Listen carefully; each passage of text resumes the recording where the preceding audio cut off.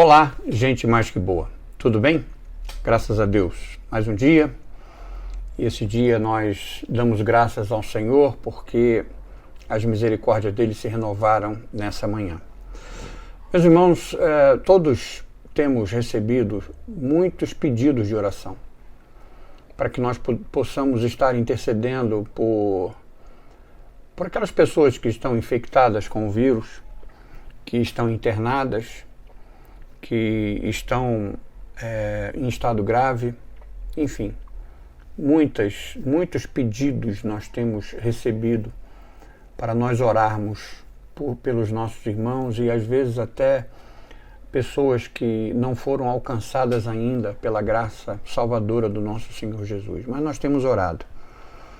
Mas em se falando em oração, é interessante que teve um episódio na vida de Jesus e de seus discípulos, que eles pediram a Jesus para que ele pudesse ensiná-los a orar. Lá em Lucas 11, verso 1, diz assim: De uma feita estava Jesus orando em certo lugar. Quando terminou, um de seus discípulos lhe pediu: Senhor, ensina-nos a orar. Veja, orar, será que é tão fácil? Se os discípulos que conviviam com Jesus pediu isso, imagina nós, né? Então nós temos que ter Jesus como nosso professor para que ele possa nos ensinar também a orar. Jesus era mestre na arte da oração. Jesus ensinou todos os maiores intercessores entre os filhos do homem. Seu próprio exemplo tem sido o incentivo desses intercessores. Foi porque o viram orando que um dos discípulos pediu para que Jesus pudesse ensiná-los a orar. Um exemplo do poder da influência inconsciente. Às vezes, palavra pode mover corações, mas o exemplo move multidões, né? E Jesus tinha essa autoridade no que falava porque ele vivia aquilo que ele falava, ou já estava vivendo, ou já tinha vivido. Se o menino se ajoelhar em oração no quarto da escola, ele quase certamente começará a orar. Então nós temos que nos tornarmos como criança para chegarmos a um pai. E aí essa oração que Jesus ensina, que é mais conhecida como a oração do Pai Nosso, que ela não deve ser repetida como uma ladainha, mas essa oração ensina para nós algumas coisas e eu queria partilhar com você nessa noite, nesse dia, né? Seja natural em sua oração. Não use palavras rebuscadas. E nem repita orações cujo o jeito, o formato, já deve ter se desgastado pelo uso constante. Veja, coloque a sua necessidade diante de Deus, de forma simples. Uma outra coisa que essa oração nos ensina é que nós devemos interceder pelos outros. A oração não tem o pronome pessoal, eu, meu, mas ele usa nós, né? Nosso. Lembre-se de que como Cristo interligou a intercessão a cada petição da oração que ele ensinou aos discípulos. Uma outra coisa que essa oração nos ensina é que nós temos que nos certificar de que nós iremos receber aquilo que nós pedimos, nem que seja com um não. Deus tem 3 formas de responder a oração: não, espere e sim. Então nós temos que ter a certeza de que Deus vai usar uma das 3 formas para responder a nossa oração, porque senão a nossa oração vai ser simples, mera repetição. Nenhuma pessoa que é um pedinte, ela se contenta simplesmente em pedir.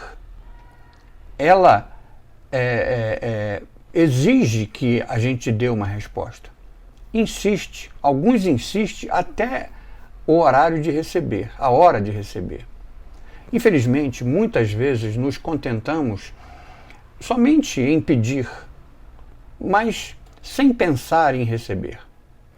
Antes de nos levantarmos da nossa posição de joelho, né? Depois de implorar por algo que nós realmente estamos necessitando, daquilo que está contido na promessa divina, nós devemos ousar acreditar que nós receberemos aquilo que nós estamos pedindo. Ter fé em Deus realmente significa contar com a fidelidade dele. Não olhe para a sua fé. Olhe somente para Deus que é fiel. Olhe para Deus que guarda a aliança. Olhe para Deus que renova as suas misericórdias toda manhã. E isso é a causa de não sermos consumidos. Uma outra coisa que essa oração nos ensina: deixe as respostas finais para a sua oração para a infinita sabedoria de Deus. Não raro, para reverter as palavras de nosso Senhor, aqueles que são meninos na fé, aqueles que não cresceram espiritualmente, vão pedir coisas vãs para o seu próprio deleite, né? Eles pedem pedra em vez de pão. Eles suplicam escorpião em vez de peixe. Sob tais circunstâncias, é sábio e bom que Deus diga não aos nossos pedidos, né? E nos dê aquilo que nós pediríamos se soubéssemos tudo aquilo como Ele sabe. Por isso nós temos que crescer espiritualmente para nós termos a mente de Cristo. Quando chegarmos no céu, teremos que agradecê-lo tanto pelas respostas não respondidas, como pelas orações também respondidas. Agora, uma outra coisa que Jesus nos ensina é que ele dava tempo para orar. Não deixe de dar esse tempo ao Mestre para poder estar com ele em intimidade e ele também poder te ensinar a orar. É necessário esperar por ele. Quando nos sentimos menos fervorosos, como quando o fogo arde com mais veemência, tanto um quanto o outro, nós temos tido tempo de um desânimo espiritual muito grande, porque parece que a gente não está vendo o final do túnel. Mas vamos dar esse tempo de oração com Jesus, estarmos do lado dele. Ele gosta dessas horas regulares para nos falar e também nos ouvir. Então que essa meditação sirva para você pedir ao Senhor que ensine a você a orar, como ele ensinou aos discípulos lá no primeiro século. Peça a ele para penetrar nas suas orações, para que você possa desejar e pedir apenas as coisas que estão de acordo com a sua vontade. Veja, é um exercício que nós temos que fazer nesse tempo. E olha, que o que não nos falta nesse tempo é tempo. Amém? Que Deus te abençoe.